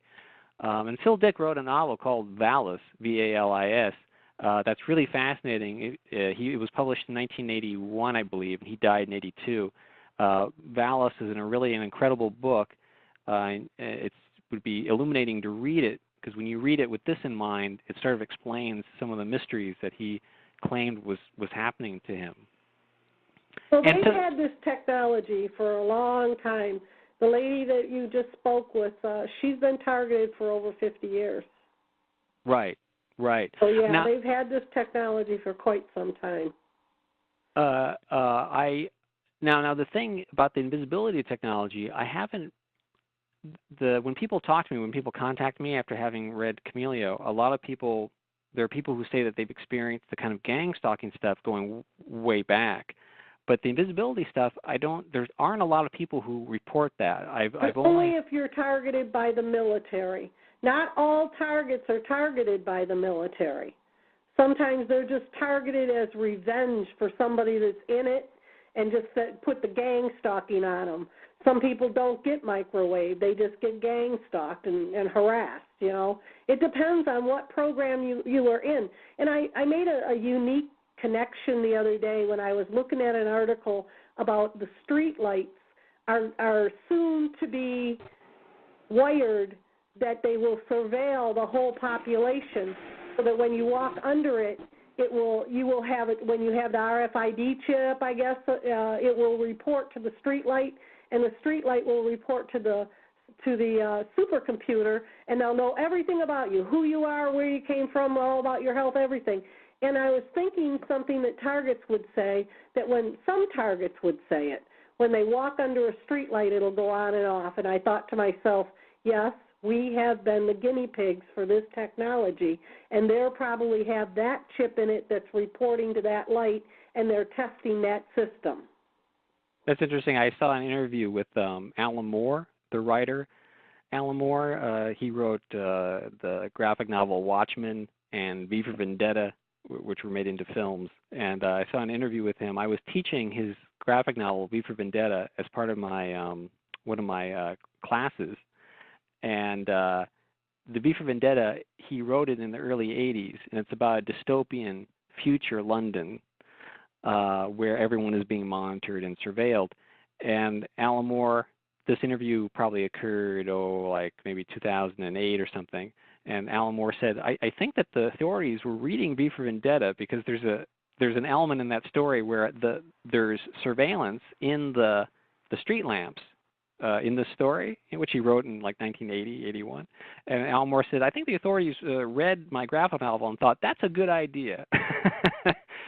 Sometimes I wonder, I remember Damien saying to me, because we were familiar with Phil Dick's writing, and so much of it was so similar to stuff he had written in the 70s. And Damien said to me, I wish Phil Dick had written happy stuff, because it seems as if they're reading his stuff and then manifesting in reality, the kind of weird intersection between science fiction and the intelligence community is interesting. There's a lot of intelligence agents who were science fiction writers. So if you go back and read their stuff, you can kind of see how they're using the science fiction stories to let everyone know what's going on in a way that won't get them thrown in jail. And they do this now with the movies to Yes. kind of let us know what's going on. Yes. You know, Hunger Games is a big example. Okay, we got another question real quick. Oh, okay. Yes, Arizona, you have a question? Yes. I am going to be writing a book about my my experience with Scientology, and I'm wondering if you know a publisher that would print it. Well, you might try. I mean, I had a heck of a time trying to sell this book. I could tell you that. I would. I've been submitting stuff for publication since I was 14, you know, and sold something when I was 24. And then from then on, I've sold things steadily, and you know, so I have experience in that. And whenever you send something to a magazine or a book publisher, you always get a response, even if it's just a form rejection letter. No, you know, no, thank you. You always get some sort of response. With this book, I very often I wouldn't even get a response, as if they had never seen it. They probably didn't. Right. Being a targeted individual, a lot of times phone calls and mail and all that gets interrupted, and they didn't want that out there. They wanted to hide that one underneath the rug like a cockroach. I have another story about that, but to answer your question really quickly, Aura Books in New York is the publisher of my book, and they're interested in sort of cutting edge nonfiction information. So I mean, maybe that would be someone to approach. The problem with that, Arizona, is you're dealing with the Church of Scientology, and as you know, they have a lot of money and big lawyers, and they're going to go around and threaten people and squash them. You know that. That's the problem with publishing something about Scientology, yes. I mean, like I said, I only published a little article in Paranoia Magazine and got threatened with their lawyers. Okay, thank you, dear, for your question. In terms of, there was a woman I know who I met back in 2004, and she has a long history with mind control technology, ritual abuse when she was a child, and so I wanted to get her opinion on this manuscript. So I gave it to her to read, and I gave her the raw manuscript, you know, and she took it with her. It was Labor Day weekend, I think 2012. She took it with her to a restaurant. She was reading the manuscript in the restaurant. Then she went from the restaurant to her car and took her dogs to walk the dogs along the beach. And so she locked the door of her car and went and took the dogs on a walk. Then she came back. The manuscript that had been in the back seat and her notebook that she had been writing notes in, they were both gone from the car. And the car didn't look like it had been broken into. You know? That's because they have, I know that the stalkers have a ring, master ring of keys. And every car, I found this out because my husband worked at the dealership, has a universal key. So they just come with a universal key and go in. Like a master key. Yes. Yeah, okay. Maybe that's how they did. She had her car stolen just about 2 weeks ago, and the guys that stole it used it in a robbery, and she was on the news this morning complaining they won't give her car back, and she was on vacation when they took her car, and they used that universal key, and she wants to hold the car company responsible. Oh, wow. Wow. So her car was stolen, and the car was used in a robbery. Right, and the police wouldn't give her car back because they said it was evidence. So finally she got the news involved, and the news got her car back. They had it for a month. And she also is trying to bring a lawsuit against the car company for allowing a universal key to be made. Wow, that's unbelievable. Yeah, that was in Chicago? No, in Detroit. Oh, okay, Detroit. But yeah, I mean, we find out so many things, you know, because I also knew that they can also look at the tag up on your dash, or on the tag on the inside of your door and get a number off of that, and you can get a key cut too. By the way, I before I forget, I wanted to mention that there's a website called fightgangstalking.com, and there's a section on there called Tactics for Fighting Back, which I don't know, I think is interesting. There's a lot of sites that are kind of questionable, but this one seems sort of down to earth to me, and some of the Have you techniques ever checked out Mark Rich's writings? No, I haven't. Yeah. Put Mark Rich in, Organized Stalking. Okay. He's been a target for a long time. He's genuine. He points out who, and then go to freedomfightersforamerica.com. And I personally work with Chris Zucker. He's the president, and I've done a lot of interviews with him. And when I first started doing interviews, I did interviews. He's genuine, and he has a lot of the X-rays. In fact, I was wondering, I was upstairs when I first was being microwaved, and I could hear these generators going, and it was the middle of the summer, and I have an upstairs 2-story house, and so I got my field glasses, and I heard this noise from my neighbor across from me, and I started looking, and here these tents were in the back of his property, and they were military tents, and it was really, really hot out in the summer, and they had the flaps open. And I was looking in these tents, and I could see all this equipment, and I was like, what the heck is that? And I had no idea at that time what I was looking at. I thought I was looking at some kind of computer, or what were they doing with military tents and computers back there? And then when I hooked up with Chris, and I went and looked at his site, and I saw the pictures he had of the equipment and the weapons, I was looking at microwaves and microwave generators. You know what? There was... Speaking of that, and also speaking of what you were saying earlier about sort of disrupting their pattern or disrupting their script, there was one day I described this in Camelio. There was one day where Damien suddenly had this epiphany, and he decided to go up on the roof of his apartment building. He just climbed up like the back tree and up onto the roof, and when he was up there, now he had like a bird's eye perspective of the entire neighborhood, and when he did that, he sees all these guys and these vans like stationed like all over the place, and these guys are looking up at him like scrambling around like, oh, he sees us. So he was able, by going up above, to a position where they would not normally think he would go, he was able to actually see the pattern. Oh, there they are, and they're all looking up at me. Talking about, Robert, that you've got to not be afraid of them and start watching them back. Start seeing who they are, what houses they're operating out of, and and they don't expect that. They expect you just to hide from them. Yes.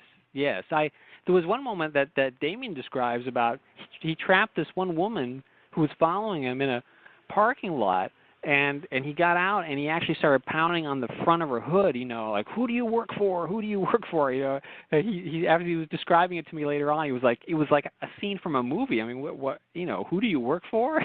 It's like, and the woman was just acting not frightened.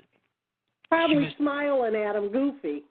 Yeah, it was not the kind of reaction you would get. They love it when they push your buttons. But I wondered if sometimes that goes south. I really wondered when I saw the whole George Zimmerman, Trayvon Martin thing. I thought, what's going on there? I mean, George Zimmerman seems to have the kind of like stalker mentality. Mm-hmm. And when I saw that all play out, I wondered, was Trayvon Martin being stalked and then he just snapped? I wonder. There's one point in the book where Damien says, I'm just going to go off on one of these guys. I don't care what happens. That's what they want. They will send two. They will send two because, like I said, police are involved. So if they create an incident, when police come, they're already on their side. And then it's you against two people's words, and you're going to be made out the crazy person. That's the problem with getting involved in their scenarios. They've done it to me many times. I was in the grocery store one time, and I had this woman behind me kept pushing her cart into me and going, Right. And then she looked at me real goofy looking and said, it ain't going to get any better, Wow. And then I just looked at her like, hit me with your cart one more time, lady. And so then she backed out and went the other aisle, and the register woman said to me, "What did that mean?" And I knew what it meant. And I just said to her, "I don't know." That she seemed not right, like, And what did I do? I flipped the script on her. That seemed not right. And she goes, "Yeah, she was kind of scary looking, That's funny. A similar thing happened to Damien. He describes it during the interview with Richard Schonger. He was in a supermarket line. There was a guy behind him doing like almost the same exact thing. He gets out. Damien gets out of the line, comes up behind him. He grabbed one of those aluminum foil, those rolls of aluminum foil, and he came up behind him. And he just started sticking it in his ass. and now the guy he didn't know what to do because Damien just got out of line and started doing the same thing to him, and he wasn't reacting to it. He wasn't saying, "Hey, why are you sticking aluminum foil up my ass?" And so he flipped the script on him. There was one time in San Francisco where when at the time when Damien was living in Frisco, he noticed that there was this guy, this like kid, like a teenager, like maybe 18, and this guy, he got the sense now that now he has the sense where he can tell like if this is a new gang stalker or an experienced one. And this teenage kid like seemed to be, it was as if it was his first night on the job or something, and he had brought his girlfriend along with him, and this guy was stalking Damien, and Damien decided instead of trying to get away from them, he went and approached them, and he starts talking up the girl, and now he's like flirting with the girl, and the girl doesn't seem to be the attention was welcome. Let me put it this way. Now the teenage guy is getting nervous because now his girlfriend's talking to the guy he's supposed to be targeting. And then eventually Damien got tired of this and he's walking away. As he's walking away, he hears the girl say to the guy, "He doesn't seem that bad." But she wasn't part of it. He probably ran some kind of crap on her. And then she saw the truth. She wasn't really part of it. He was right. Really just... Yeah, exactly. So they go around, they tell these people, this guy's a terrorist or this guy's a pedophile. So I had a guy working on my truck down the street, and I didn't know he was involved. And when his niece and nephew got off the school bus, they said they were hungry and they were being yelled at by their grandma to do their homework. So I sat on the porch with them and helped them with their homework. And I told them if they did their homework, I had just came from the store, I'd give them some pretzels and some juice boxes. So I helped them with their homework, and the one kid got up and he said, "Gee, you're not as bad as everybody says you are." And I said, "Really? And who says I'm bad?" And then he started naming all my perps off. Wow. Something weird happened just a couple of weeks ago. I was out downstairs near my car, and my wife was there. And the next door neighbor came over, and she was warning us that there were people coming around in the alleys and trying to break into the garages. And then she said just offhandedly, just casually, she said to my wife, "It must be nice being married to a cop." And I'm not a cop. I'm a teacher and a writer. And my wife looked confused. She said, "Well, what do you mean?" She goes, "Aren't you an undercover police officer?" And I go, "No." and she said, "Oh, a guy came up to me the other day and pointed up at your window and said an undercover police officer lives there." And now I don't know what any of that, it could have been just like some crazy person. I don't know. It was just like a peculiar thing for someone to come up and say that an undercover police officer lives in that house there and then points at my window. I don't know what all that's about, but sounds to me like another gaslighting technique. Yeah, I've had strange incidents where people have come up to me and tried to, it was as if they were trying to pump information out of me or try to get me to say something that would be incriminating. Yeah. I had a guy who just out of the blue sort of intercepted a lunch day with me and a friend of mine, and suddenly I'm out having lunch with this guy I've never met before. He claimed he was a dock worker at Long Beach, and he's a total stranger to me. This total stranger has offered to take me and my friend out to lunch at this expensive restaurant out of the blue, and while we're waiting to go in, this guy just starts asking me questions like, "What do you think about George Bush? Don't you think we should have a revolution in this country? Are you into conspiracies?" Just weird stuff. And so everything he would say, baiter. I call them people baiters. That's a good word for it. Yeah. And so when he asked me, "What do you think about George Bush?" I would just say, "I love George Bush. You know, I love the United States." And I would say, "I don't know anything about conspiracies." Yeah. I had a couple of them. I was at Walmart. I was going to pull into the parking lot or the parking space, and this girl almost hit the front of my truck and cut me off and pulled in. So I just went down farther and parked. I didn't say anything to her. I got out of my truck, and as I was walking by, and like I said, they send two, she and this other guy come running out at me and started screaming at me, I kicked your rear end, and blah, and they were screaming like, and I knew that what they were up to, they were trying to get me into an altercation, and then I would have been in trouble because there were two of them. So I just kept walking and put my hand up and said, talk to the hand, talk to the hand. I don't care. You can have the spot. Talk to the hand. And people in the parking lot were looking like, my God, what's going on, a fight? Because she kept running in front of me and wanting to fight me, and I just said, talk to the hand, and ignoring her. Well, when I got to the door, the guy that was pushing the carts up, he was looking too, and he's like, what's going on? And when she got to the door, she just turned around and walked away, and she went back to her car. And he said, what was her problem? I said, I don't know. I think she's having a bad day. And I said, I'll take one of them carts. And he goes, she didn't even go shopping. I said, she didn't come here to go shopping. And she didn't. She came there to start an argument with me to try to call the police. And I just, I won't, I don't play those games with them. I know what's going on. So I just ignored her and said, talk to the hand. That's the best thing to do is to not get drawn into it so much that they get you involved in a violent situation. And don't ignore them either, but if you flip the script on them, and there's numerous incidents of that, of Damien doing that just intuitively. But when they're doing that and they're running in front of you and want to fight you, they want the cops called. Yeah, right. So that's one thing you need to tell him is if someone's trying to push his buttons and there's always two of them because they're going to say, well, I got a witness, Right. So he's got to know how to play the game. I mean, I have come up to them, too. I had them chase me around out of the bank, and I went over to Myers, and when I got out of my truck, these two guys, they were bikers, they were looking in the parking lot. And I got out of my truck, and I heard the one say, where is she? And then I saw him look at me, and he went, oh, there she is. And I thought, here we go. They're going to follow me in the store. And I thought, well, I'm going to find out if they are part of it. I'll take them where it's obvious. So I took them to the Kotex aisle. And here these two big burly biker guys are looking at browsing at Kotex. And I walked up to him, and he had a shirt on that said 13 and something about a bike run. And I walked up to him, and I pointed at his shirt, and I said, what does that mean? And as I was walking up to them, their eyes got really big, like, oh, my God, here she comes. And I said, what does that mean? And he goes, huh? And he was all startled, and he said, what? And I said, your shirt. And he said, oh. He goes, that's a poker run we go on. He goes, we go from bar to bar and we get a card, and at the end we go to the last bar and the best hand wins. And he goes, then we drink beer and watch the pretty ladies. And I said, oh, is that what you need the Kotex for? And that other guy said, she just got you good. And they turned me red, and I said, sounds like fun. And I just walked away from them.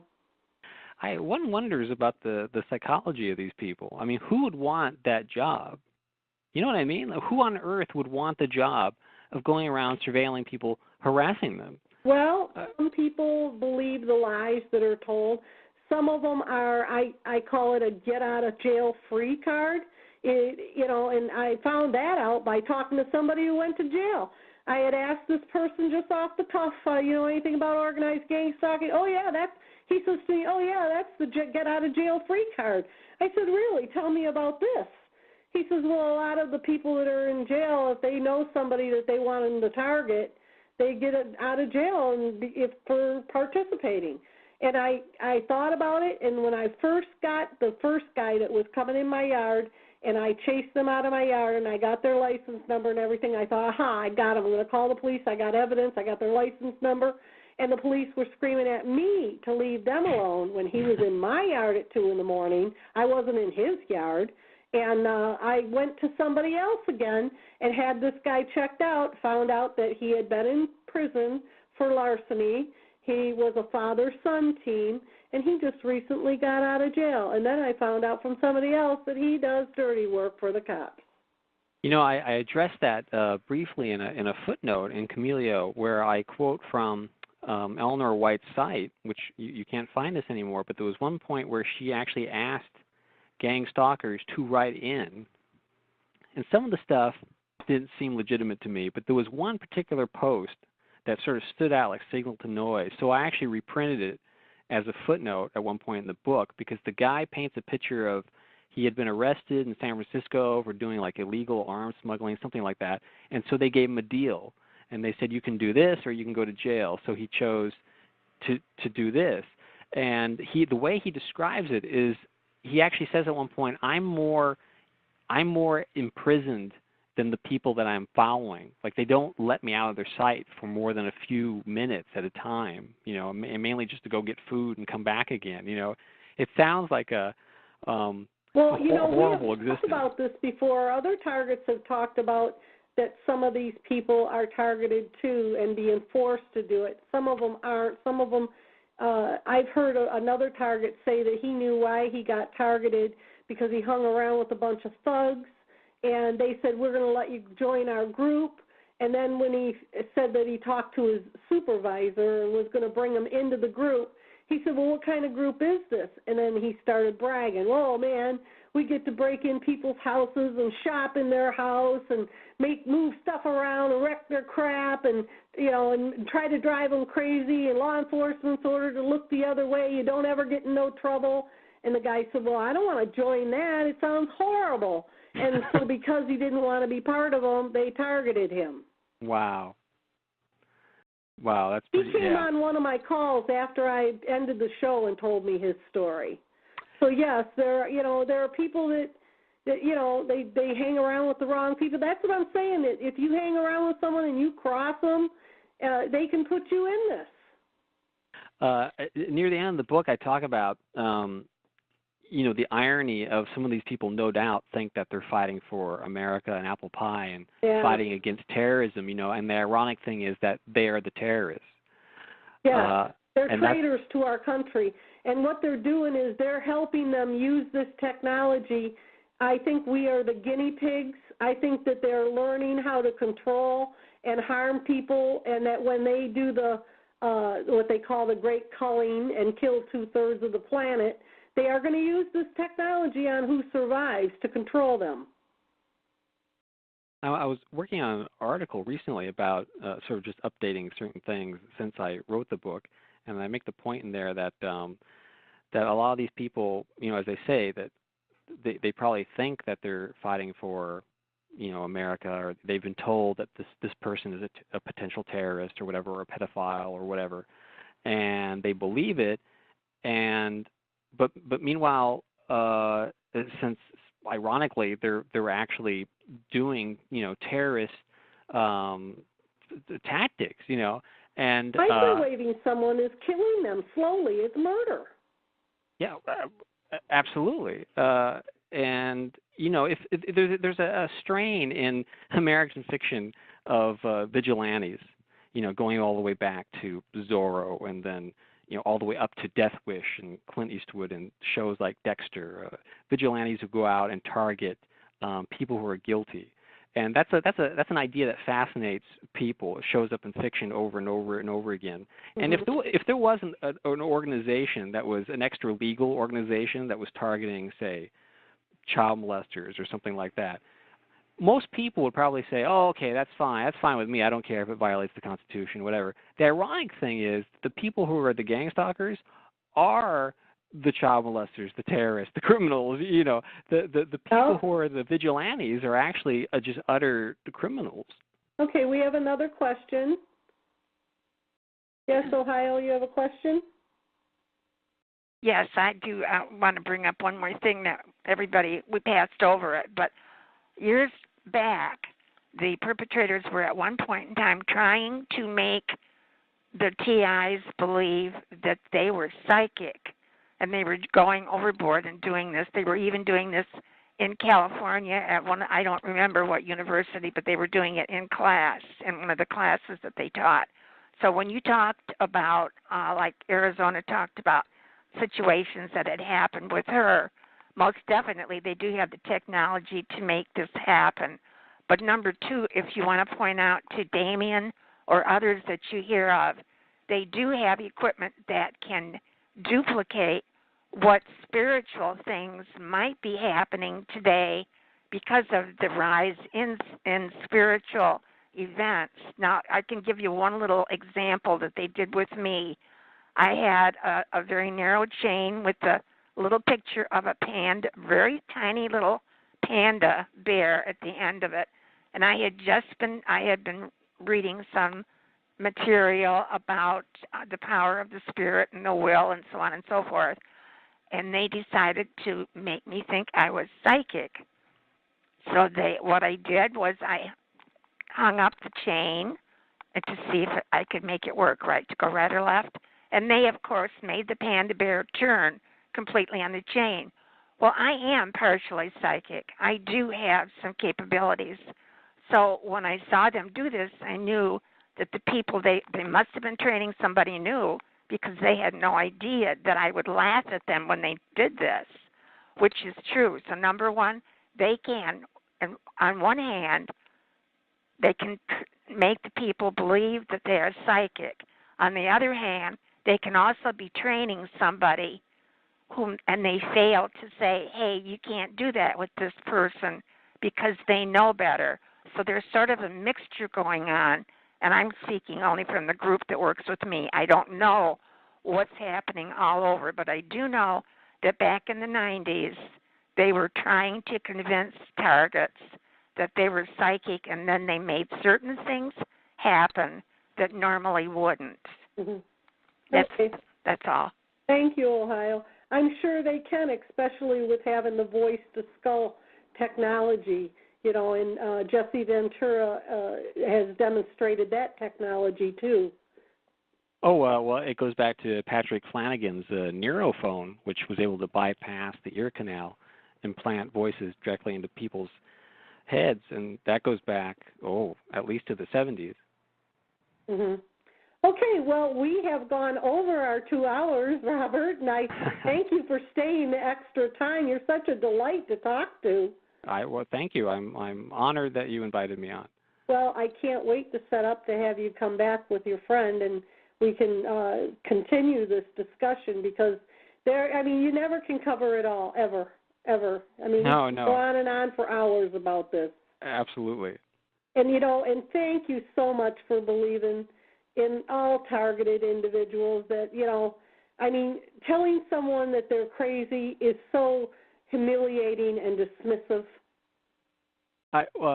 Let me, on that note, can I leave you with one thought? Yes. And that is this. There's a former FBI Assistant Director Thomas Fuentes was quoted recently as saying the following, quote, "If you're submitting budget proposals for a law enforcement agency, for an intelligence agency, you're not going to submit the proposal that we won the war on terror and everything's great. Because the first thing that's going to happen is your budget's going to be cut in half. It's my opposite of Jesse Jackson's keep hope alive. It's keep fear alive. Keep it alive." That's a quote from former FBI Assistant Director Thomas Fuentes, which I'm sure you can find if you Googled that. So the important thing is not to be afraid. That's number one. Yeah, I agree, and I've got one for you. For those out there that don't believe that this can't happen to them, don't be too sure of it, because it's happening to more and more people every day. And those of you that don't want to believe it and don't want to do anything, when there's no one left to stand up, who's going to come help you? Oh, that's the main reason I want people to read the book is so that people will know to have this information and be able to access if it does happen to them. By the way, if you want to order the book, you just go to orbooks.com and you can see the order form page there for Camilio. But I know a lot of people who I think they half believe me,